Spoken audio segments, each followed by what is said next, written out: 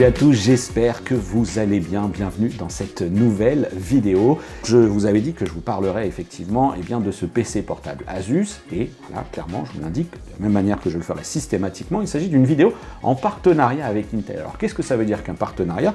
En l'occurrence ici, il ne s'agit pas d'un partenariat dans lequel on m'a dressé une liste de choses que je devais vous dire, absolument pas. Ma liste de contraintes se résume à peu près à une feuille blanche. Mais on a identifié ensemble un petit peu les caractéristiques techniques qui seraient pertinentes pour mon utilisation, que ce soit sur du gaming, mais aussi sur de la production de contenu, bien évidemment. Et c'est pour ça que j'ai ici un PC portable de chez Asus qui, en plus, profite d'un châssis intéressant. Alors, tout d'abord, ce qu'on va mentionner ici, c'est que ce produit, il a une référence, mais alors, à retenir, c'est l'enfer. C'est Asus ROG Strix Scar 17 G733 ZWLL103W. Et alors ce qu'il faut savoir, c'est que comme je l'ai dit, je l'utilise maintenant depuis 2 mois, et en fait cette référence exacte, cette référence précise, elle a déjà évolué vers d'autres choses. Néanmoins, vous retrouvez dans la description des liens qui vont vous mener vers des configurations somme toute assez équivalentes. Et l'une d'elles d'ailleurs, que j'ai pu identifier, elle se termine par KH004W, qui est un PC portable avec le même châssis, et qui en plus voit quelques différences, à savoir du côté de sa puce graphique, qui est une 3080 Ti, alors que là c'est une 3070 Ti, qui a le même écran 17 pouces, sauf qu'on est sur une définition Full HD pour la version KH004W, Full HD 360 Hz, alors que moi j'ai ici un 2560 par 1440 en 240 Hz, donc plus de définition, un temps de rafraîchissement un peu moindre, mais pour le coup, j'ai estimé effectivement que cette définition était plus pertinente, parce que c'est vrai que le 360 Hz, même en Full HD, ça va vraiment concerner un petit peu l'élite du game sport, donc du e-sport, pardon.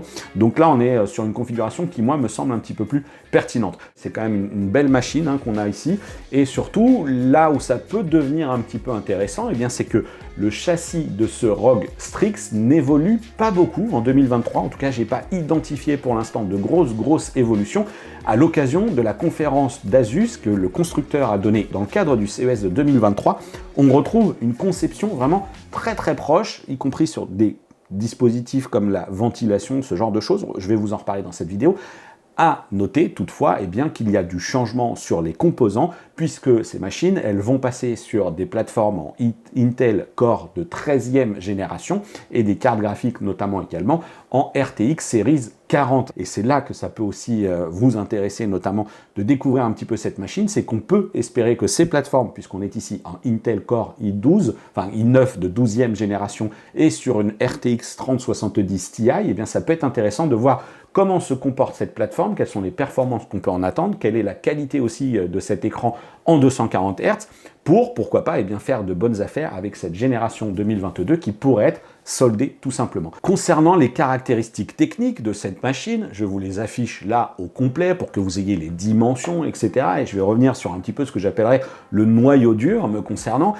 C'est le processeur. Comme je l'ai dit, il s'agit d'un processeur Intel de 12e génération. En l'occurrence, rien de moins qu'un Intel Core i9 12900H, cadencé à 2,5 GHz, 14 cœurs quand même, 6 cœurs performance, 8 cœurs efficience, adossé à 2 fois 16 gigaoctets de mémoire vive de la DDR5 4800 MHz, et franchement ça fait déjà une bonne base technique, sauf qu'à cela s'ajoutent encore les performances d'une RTX 3070 Ti de chez Nvidia. Alors oui, il y a la série 40 qui débarque cette année en 2023, oui, il y a des processeurs Intel de 13e génération, mais le stockage évidemment 1 Tera de SSD en M2 et qui franchement se comporte très bien avec de très bons débits. J'aimerais m'arrêter là aussi sur des petites caractéristiques techniques qui m'ont été extrêmement importantes dans mon utilisation, à savoir d'abord le port Ethernet 2,5 gigabits, mais aussi le Wi-Fi 6E. J'ai fait la conversion de mon réseau domestique pour lequel j'avais beaucoup de problèmes, liés notamment au nombre de périphériques connectés, etc.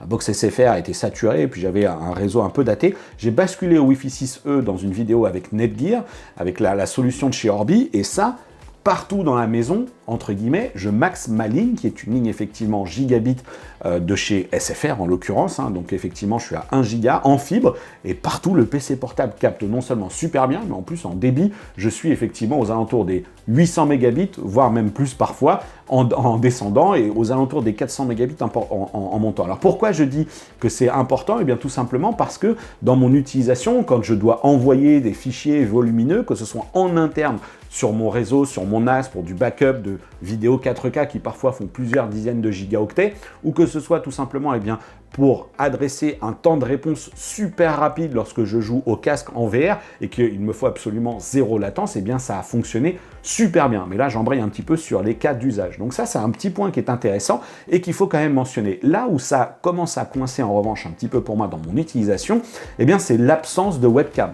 Incompréhensible. On n'a pas de webcam sur ce châssis, donc on va revenir sur les connecteurs avec l'absence, cette fois-ci, de lecteur de carte mémoire. Là aussi, dans mon utilisation, c'était pénible de devoir utiliser un lecteur externe, tout simplement pour vider la carte mémoire de la caméra, alors que ce soit de la carte mémoire de la GoPro, par exemple, avec les formats micro SD, ou la carte mémoire de ma caméra que j'utilise là actuellement, avec un lecteur SD, sur un 17,3 pouces, pas de webcam, pas de lecteur de carte mémoire, il va falloir que Asus m'explique pourquoi on ne va pas retrouver ce genre de choses. J'avais presque oublié de vous parler d'un autre petit truc qui fait défaut, à savoir l'absence de lecteur d'empreintes digitales. Je ne sais pas si vous l'utilisez, mais pour ma part, oui. Et plutôt pas mal d'ailleurs. Pourquoi? Parce que j'utilise un gestionnaire de mots de passe au quotidien pour accéder à mes mails, accéder à différentes applications, etc. Et ce gestionnaire de mots de passe, eh bien, je peux lui coupler la reconnaissance d'empreintes pour tout simplement me faciliter l'accès au service via le mot de passe maître qui est lui-même assez long d'ailleurs, c'est tout le but de sécuriser son gestionnaire de mots de passe.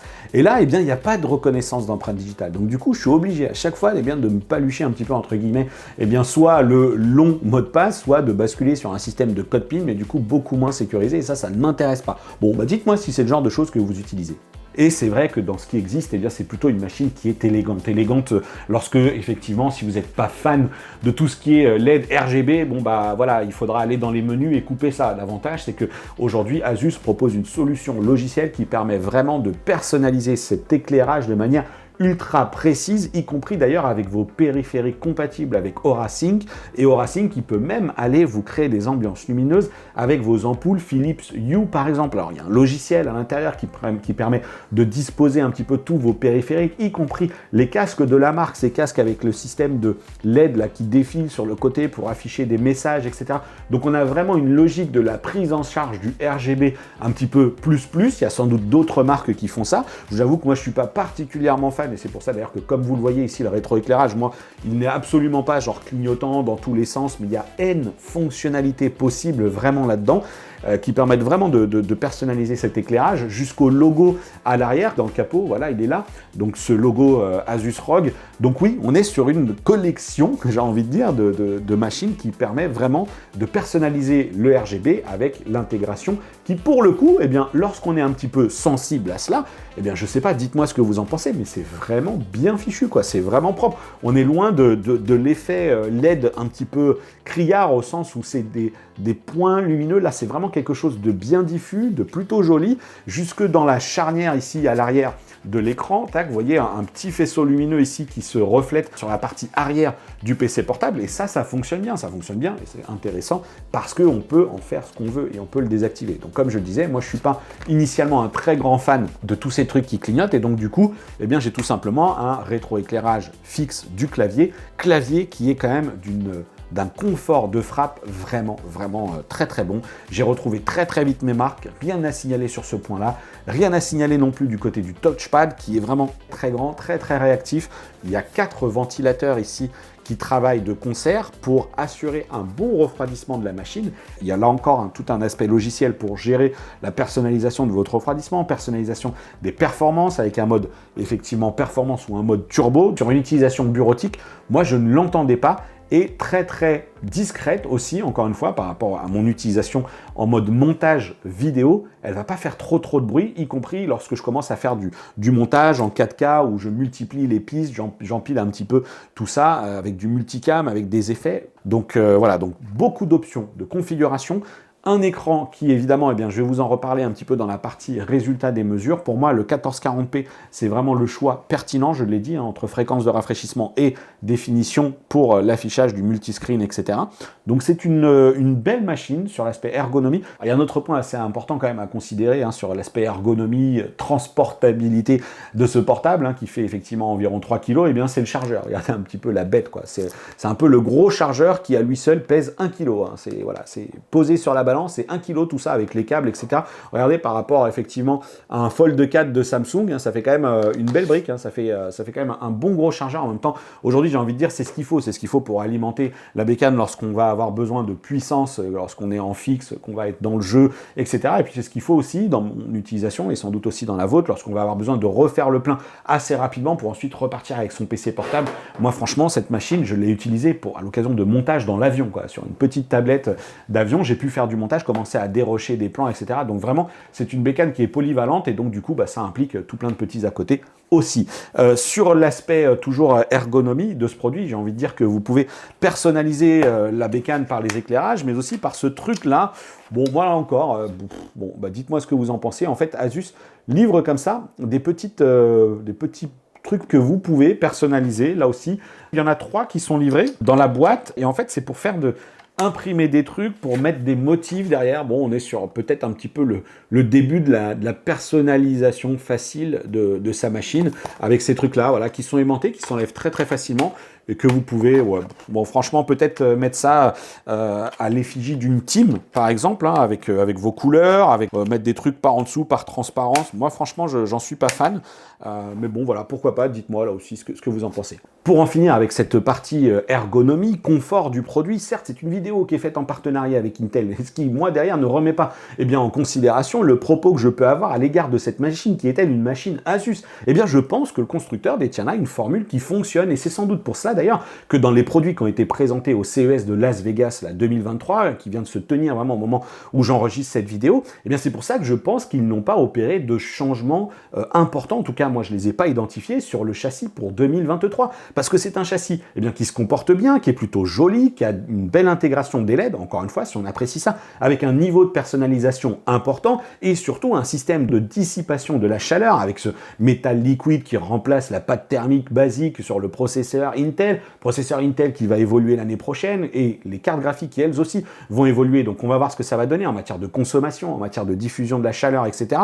On va voir comment ça va se comporter, mais en tout cas, ici, je trouve que c'est quand même bien dimensionné, bien construit, bien construit, de larges repose-paumes, un large touchpad, un clavier qui répond bien, qui est agréable à utiliser, une personnalisation de l'éclairage, comme je le disais, qui est intéressante, un truc qui, au dos, là aussi, avec ce logo lumineux, qui finalement apporte un petit quelque chose sans être complètement criard. Donc pour moi, dites-moi ce que vous en pensez, mais le châssis en lui-même est intéressant, avec toujours évidemment ce gros bloc secteur. Mais il est temps maintenant que je vous livre mes impressions sur une utilisation plus intensive de cette machine. Voilà, désormais, ce PC portable, vous devez commencer à l'entendre, et pour cause.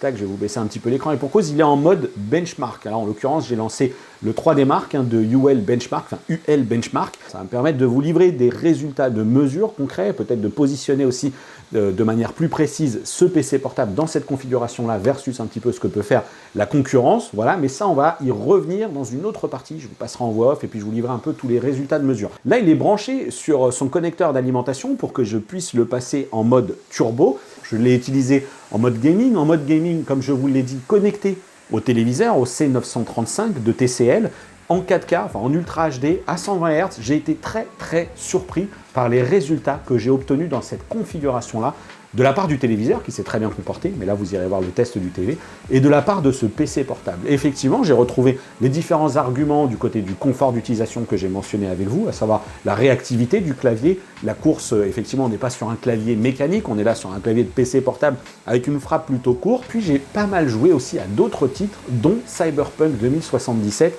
et là, ça a été aussi un vrai bonheur que de tester ça. Tiens, regardez, là, il est en train de commencer à s'emballer. Je pense que là, allez, je vais le poser. On va prendre le temps de se mettre comme ça, voilà, pour pas que vous ayez vraiment le fait qu'il soit posé sur, enfin qu'il soit surélevé et que je le garde en main. Voilà, voilà à quoi il faut s'attendre. Alors là, j'ai un tapis, comme vous voyez, mon tapis en dessous, il est souple. Donc effectivement, ça peut masquer un petit peu le truc. Alors moi, je l'utilise pour tout vous dire, en rehaussant un petit peu l'arrière, mais je me dis qu'en le surélevant juste un tout petit peu, bon bah moi j'ai les poignées qui sont certes un peu remontées, et puis j'ai la dalle qui est un petit peu plus haute aussi à mon niveau, et là, voilà quoi. Il est en cours de benchmark. Il y a un truc qui est plutôt cool, c'est que vous le voyez jusqu'à présent, regardez, si je le mets face aux éclairages, évidemment, là c'est quand même un Balcar qui est assez, un panneau LED qui est quand même assez puissant, mais on est ici sur une dalle avec un revêtement mat, donc ça aussi je trouve que c'est plutôt une bonne chose, plutôt important. Là je pense qu'il est en luminosité maximum, hein, par contre, hein, là aussi je vais vous donner, ah non, il peut monter encore plus haut, voilà, regardez, franchement, il y a quand même de la ressource, hein, il y a de la ressource sur cet écran, une belle définition avec ce 2560 par 1440, une belle fréquence de rafraîchissement grâce à laquelle, naturellement, j'ai pu retrouver très rapidement de belles performances au niveau de mes skills propres, hein, c'est-à-dire qu'effectivement, sur les FPS, par rapport à mon écran de bureau qui est lui un 165 Hz, certes avec une plus large vision, eh bien, j'ai pu retrouver très vite mon niveau de performance, tout simplement parce que le temps de réponse est excellent. Alors, je rappelle que le temps de réponse, lui, il est annoncé aux alentours des 3 millisecondes par Asus, et ici, le temps de rafraîchissement, la fréquence de 240 Hz peut vraiment faire la différence si vous êtes un joueur. Vraiment, je ne saurais pas quoi vous dire d'autre, si ce n'est que oui, la configuration est efficace. Une configuration qui tient la route et avec laquelle je n'ai même pas trop souffert des nuisances sonores. Oh, ne vous y trompez pas, cet Asus ROG Strix Scar a besoin de respirer, mais j'ai déjà eu entre les mains des PC portables autrement plus agaçants. La soufflerie provoque ici un ronronnement plutôt grave, moins agressif pour les oreilles que les petites turbines de certaines machines. Le système de refroidissement, composé de 4 ventilateurs avec de larges pales et l'utilisation de cette pâte thermique dite métal liquide, permet, selon Asus, d'abaisser de 14 degrés la température du CPU par rapport au système plus conventionnel. Si la machine sait monter dans les tours lorsque cela est nécessaire et qu'on la sollicite, elle sait aussi se calmer très vite lorsque tout redevient normal. Je vous laisse apprécier le bruit de l'engin en conditions de benchmark avec un stress test qui génère ici plus de bruit que celui que j'ai pu remarquer dans les jeux, que ce soit en mode performance ou en mode turbo.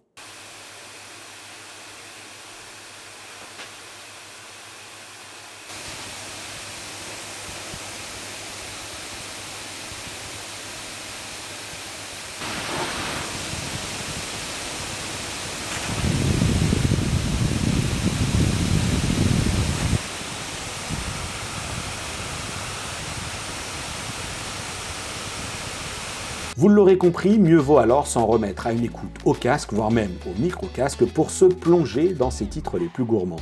Sachez toutefois que les enceintes intégrées ici ont su me surprendre, et pas qu'un peu. Asus n'affiche ici aucun nom de partenaire, comme le font certains avec des logos comme Harman Kardon, JBL ou encore Bang & Olufsen, mais pour autant, le résultat est étonnant dans le bon sens du terme. Pour ma part, j'ai apprécié le rendu global de ce système, que ce soit en jeu, sur mes contenus multimédia et même pour dérocher les vidéos en cours de montage avant de rebasculer au casque pour peaufiner les réglages. J'apprécie particulièrement la disposition des haut-parleurs qui sont situés sous l'écran, aux côtés des charnières, qui nous adressent directement le son puisqu'ils sont orientés vers nous. Les basses sont restituées par des HP situés sous les repose-mains, utilisant la surface sur laquelle est posée la machine pour propager le son, et dans l'ensemble, cela fonctionne bien. Number of speakers around you no longer matters, because this is the world's first object-based cinematic audio. With powerful moving audio that transcends from channels to moving around you with pinpoint accuracy.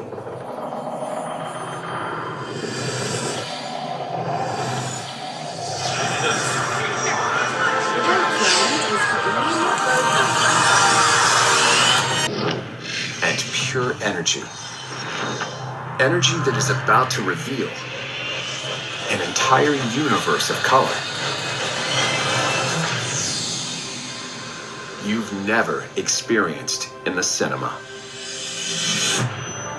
Comme toujours, il n'est pas évident de partager fidèlement le rendu au travers des micros, YouTube, etc. Mais sachez que cette restitution gauche et droite fonctionne bien avec ces enceintes orientées vers nous. Toutefois, sitôt que les scènes deviennent un peu plus riches, l'équipement est dépassé, le résultat trop brouillon, bref, on sature le système. Avant de passer au résultat des mesures, il est temps d'aborder ce qui est ici sans doute le point le plus étrange de ce PC, ou en tout cas le plus décevant pour moi. Je vous invite dès à présent à regarder ce qui se passe sur ces images qui défilent devant vous pour comprendre que ma critique concerne la qualité de l'écran, ou plus précisément la calibration du mode cinéma. De manière très classique, plusieurs profils colorimétriques sont proposés, dont le mode cinéma que je vous déconseille absolument d'utiliser, en tout cas en l'état.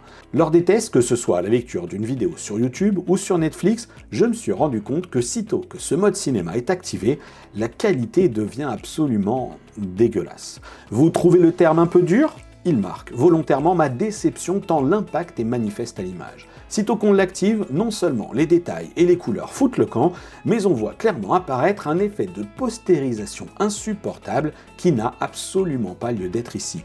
Sachez que j'ai tenté de résoudre le problème en changeant la définition ainsi que la fréquence, en optant par exemple pour un mode 1080p à 60 Hz, mais le résultat reste le même, c'est franchement très moche. Ce qui rend la chose plus acceptable, enfin peut-être, c'est qu'il suffit tout simplement de ne pas utiliser ce mode cinéma pour ne pas avoir à souffrir de ce rendu absurde. Autant utiliser alors le mode standard, par exemple, mais alors côté calibration, qu'est-ce que ça donne ? Et là, sans surprise, lorsque je suis passé à l'étape des mesures colorimétriques de la dalle, la sonde est formelle, le mode cinéma n'est pas bon. En plus de ses défauts d'image, la colorimétrie ne mise clairement pas sur une grande fidélité des couleurs. Sur une soixantaine de mesures, le ΔE moyen obtenu est de 4,84. On est toujours sous le seuil du ΔE de 5 qui reste donc acceptable, mais je suis surtout ici dérangé par la calibration froide du blanc. La température moyenne est mesurée à 7736 K, loin des 6500 K de référence, et le gamma n'est pas très heureux avec une valeur moyenne de 1,88.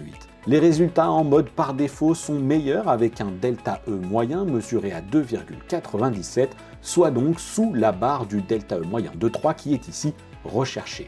Les courbes liées à la mesure de température ne sont pas parfaites, mais la valeur moyenne est de 6453 K et le gamma à 2,15, deux valeurs tout de même bien meilleures. Point important à noter, il s'agit ici de mesures réalisées avec la luminosité de l'écran poussée au maximum, offrant d'ailleurs 312 candela par mètre carré sur une mire occupant 100% de l'écran. La mesure de taux de contraste est décevante, voire même surprenante avec un résultat de 1061 pour 1 seulement pour une luminosité de 296 candela par mètre carré, cette fois-ci sur une vingtaine de mesures. La faute à une dalle qui, dans ces conditions, a bien de la peine à produire des noirs intenses. Dommage, cela améliorerait non seulement les résultats, mais surtout cela serait plus flatteur et agréable à l'œil.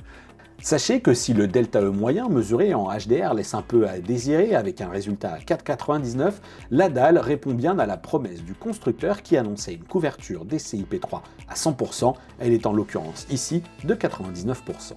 Enfin, si dans l'ensemble les couleurs sont peu fidèles, l'écran est plutôt lui assez uniforme, ce qui est une bonne nouvelle. Là encore, la vingtaine de mesures réalisées permet de noter que le ΔE entre chaque portion de la dalle est assez contenu. Autre chapitre, autre mesure dédiée cette fois-ci au gaming. Cette Asus ROG Strix Car 17 s'est tiré parti de sa puce Intel Core i9 12900H et sa carte graphique Nvidia RTX 3070 Ti avec des résultats au benchmark toujours définis comme excellents. Les différentes procédures de 3D Mark avec la configuration en mode ultime sur le PC portable affichent de jolis scores toujours au-dessus de la moyenne haute. Sans surprise, le PC Mark valide le fait que ce PC portable est une très bonne machine pour une utilisation bureautique. En même temps, à ce prix-là, on s'en doutait un peu. Cinebench confirme les performances de la bête avec des résultats de 17103 pour la partie CPU multicore et 1866 pour le CPU single core. J'ai pris beaucoup de plaisir aussi à jouer à Cyberpunk 2077 sur cette machine. Malgré des résultats de mesure pour l'écran qui ne font pas rêver, sur le papier, à l'usage, c'est quand même autre chose. Les couleurs sont belles, l'image est lumineuse, dynamique et fluide. Le benchmark en mode par défaut accuse un résultat de 143 FPS en moyenne avec une performance mine à 32 FPS et une valeur haute à 210 FPS. Je peux vous assurer que c'est quand même très agréable. Forza Horizon 5 s'est lui aussi tiré parti de la haute fréquence de rafraîchissement de cet écran 17 pouces 240 Hz. Le résultat est beau, fluide, réactif, agréable, et dans ces conditions-là, on se prend même à apprécier le système audio qui s'avère finalement suffisant pour se faire une petite partie en mode détente.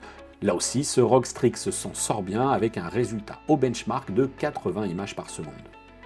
Pour les amateurs de VR comme moi, sachez également que cette machine s'en sortira bien. En plus de la stabilité de sa connexion Wi-Fi 6E, elle se positionne dans les benchmarks parmi les machines en tête de classement. Les scores relevés sont de 12 676 pour la version light, 10 454 pour le benchmark intermédiaire et 3 356 pour la version la plus gourmande.